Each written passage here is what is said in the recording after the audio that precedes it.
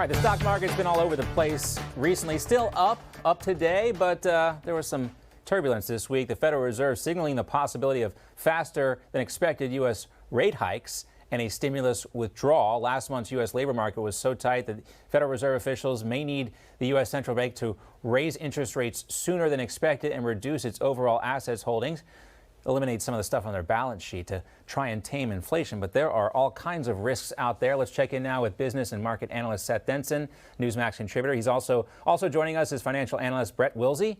He's the president of Wilsey Financial, or Asset Management, I should say. Gentlemen, great to have you with us for the Money Huddle.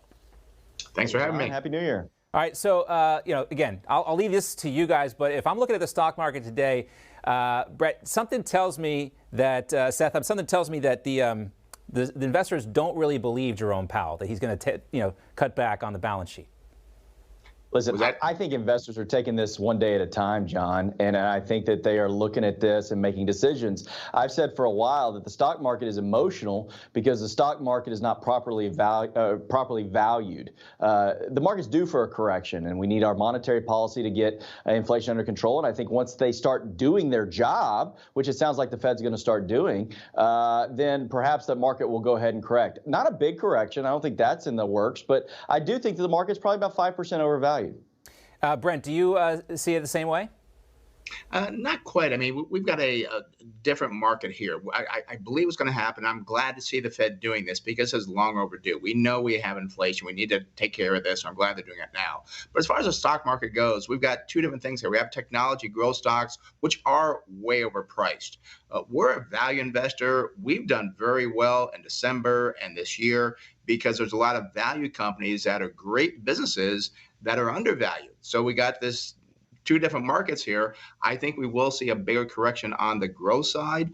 I think 2022 is not the year to be in growth stocks because they're trading at 30, some 40, sometimes 50 times earnings, which is way too much. So investors have to be careful where they're placing their money this year. Yeah, and that is hey, right, John, Seth? Real quick to Brent's point, because I agree with him on that. I think that there are still opportunities in the market, but what you're going to want to look at are companies with good balance sheets, right, and that have an opportunity to be evaluated appropriately as we go into the new year. And that's one of the things that's hard for us to do on a show like this is we take this 30,000-foot approach and look at the Dow and the S&P and the NASDAQ and try to determine things. But even if the NASDAQ is way down, there can be value to be found there or on other markets as well. And that's why it's so important you have somebody you can talk to actually find where that value is. It's been advantageous to go ahead and put your money in an index fund or something like that because things have been going up. But now, from what I'm hearing, it might be time to custom tailor things a little bit more. Yeah, I agree with that. And again, I do agree with the balance sheets and so forth. And sometimes it's hard for the individual investor to find that. So what they have to do is listen to good shows like here. We got good commentators talking about things, trying to help the investor understand a little bit more about what to do here. And we do have you talk about the index funds. What I'm afraid of, people are going to stay with the index funds thinking, well, it did well the last 10 years. Right. It'll do well going forward. And it's not. We have a very heavily weighted index in tech stocks, which is going to not do well, I believe, in the next 10 years. I think it was Bank of America came out, their average return for the next decade is 1.3% on the S&P 500. So we're staying away from that. We do want to find those good businesses. And again, they've done very well. You want to look at your REITs. You want to look at your financials, consumer cyclicals. These are ones that do well on those REITs. I got to make sure you look for that strong balance sheet. Not a lot of debt with those REITs as well. And I know Seth is looking into that Let's Go Brandon coin that's going on right now. No, of course I kid. We are going to talk about that, though, next week and what's going on with that type of stuff. But, yeah, I mean, I always tell people, if you're watching the show, this is like the pamphlet you get at the very beginning because free investment advice is worth the price you pay for it. You got to take it from here and actually talk to somebody who knows what they're talking about, not just in this little segment we got here, a couple minutes. Right, Seth?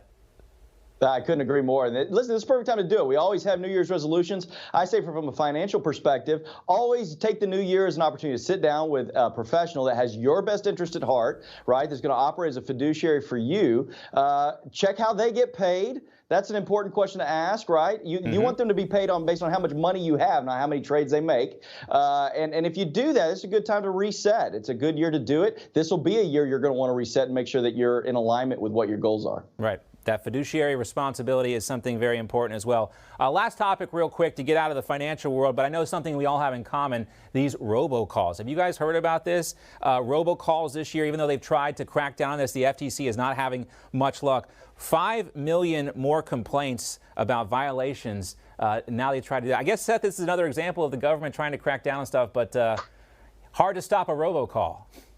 Well, these robocalls are coming from overseas. It's not hard to track down the guy in Kuala Lumpur that might be setting up these computer systems that are masking these phone numbers. Listen, I got a call the other day, I think from the White House, and I was like, oh, finally. No, not the White House. Trying to get me to buy something, I'm sure. Yes, there is a White House maybe in the Philippines trying to call you. But, Brent, are we ever going to stop these robocalls? You know, what's funny is I don't get these robocalls, and I don't know how I'm not on some list, but I have not got a robocall in probably 6 months, and Do you have a flip phone, Brent? Do you have a flip phone? What's that? Because I'm going to get one if you do. If that's the trick, I'm going back to a flip phone. I don't care. Maybe the brick phone if I have to. Unfortunately, I don't. I have the Just kidding. 13, but I don't know how I'm doing it. If I could find it out, I'd share it with everybody, but I'm fortunate I don't get these robocalls, but it is terrible that people get those. I have seen apps to try to avoid them. Yeah. Don't know if they work, but yeah, something needs to be done because that's just a waste of time. It costs the U.S. economy $13 billion a year, John. This is a big dollar thing. It is a big deal. It's got to stop, if nothing else, for our own sanity. Gentlemen, great to see you. Thanks so much.